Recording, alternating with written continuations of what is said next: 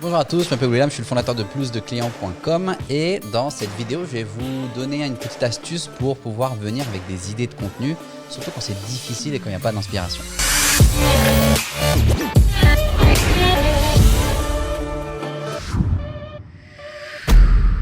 Par ailleurs, si vous êtes un coach, un consultant, un thérapeute et que vous désirez obtenir plus de clients, avoir un meilleur positionnement, ça veut dire être reconnu dans votre domaine de compétences comme la référence ou parmi les référents dans votre milieu et surtout vendre votre expertise sur Internet, ça veut dire automatiser une partie de votre processus de prestation de service.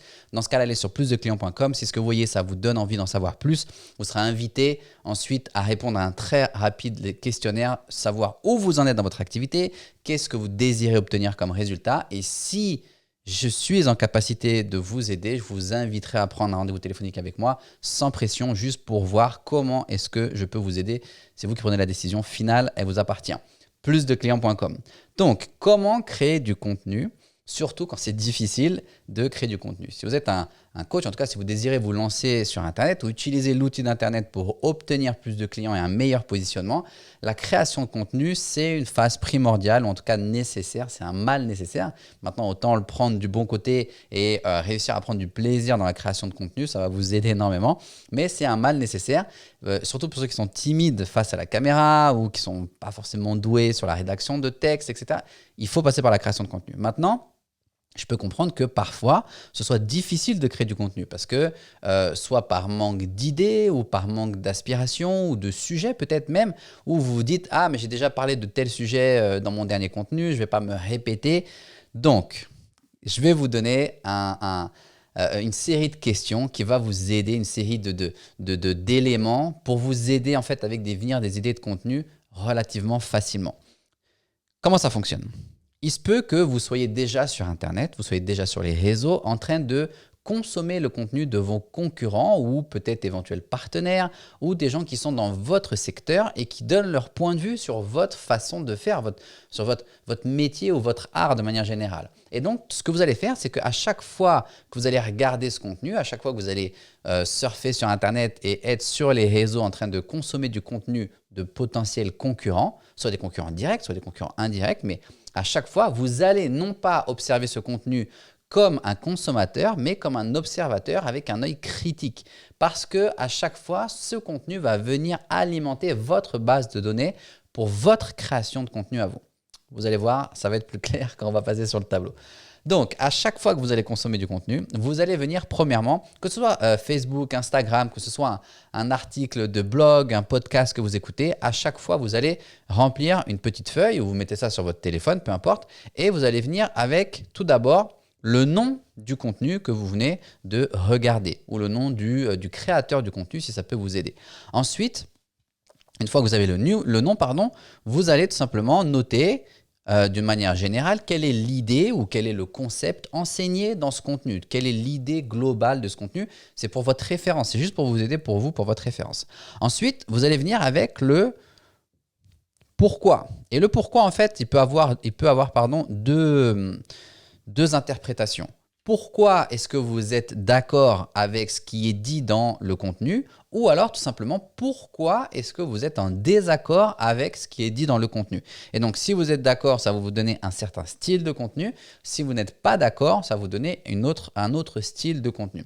Ensuite, une fois que vous avez le pourquoi, vous allez tout simplement noter le comment. Ça veut dire que si vous observez le contenu et vous n'êtes pas d'accord avec ce qui est dit ou avec ce qui est partagé, vous allez tout simplement venir avec votre version de faire, votre comment. Comment est-ce que vous feriez les choses différemment? Comment ce qui est enseigné dans la vidéo ou dans l'article de blog, dans le contenu, comment est-ce que vous feriez ou vous voyez les choses d'un angle différent?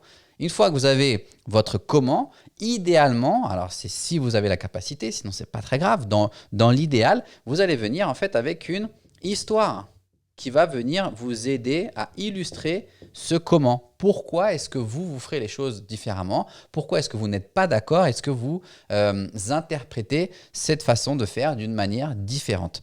Vous illustrez avec une histoire. Idéalement, une étude de cas d'un client, une chose que soit vous avez vous-même vécu ou un confrère a vécu sur une étude de cas. Et donc, dans ce cas-là, vous pouvez relater cette histoire de cette étude de cas. Mais vous voulez venir illustré, idéalement illustré.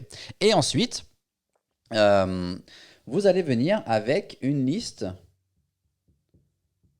On peut appeler ça des étapes, mais une liste en fait de manières dont vous ferez les choses différemment. Pourquoi est-ce que vous ferez les choses différemment? Pourquoi est-ce que vous n'êtes pas d'accord? Et qu'est-ce que vous feriez à la place?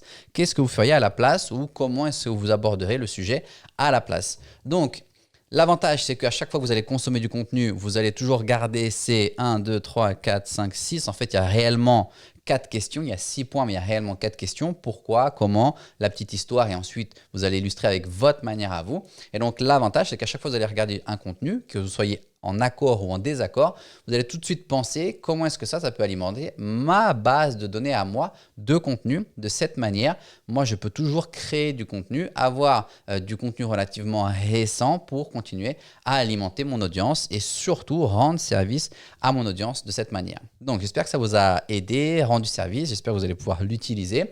Si jamais ça vous donne envie d'en savoir plus, dans ce cas, vous allez sur plusdeclients.com.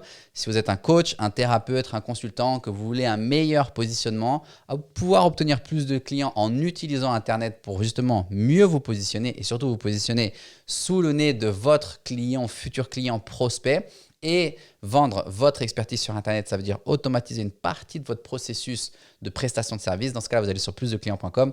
C'est avec grand plaisir. Si on peut vous aider, on vous aidera. Si on ne peut pas, on vous le dira honnêtement. Et il y a zéro pression. C'est vous qui prenez la décision. Si vous êtes en accord, vous voulez travailler, qu'on travaille ensemble, qu'on vous aide. Sinon, pas de souci. Le but, c'est de rendre service et surtout que tout le monde y trouve son compte.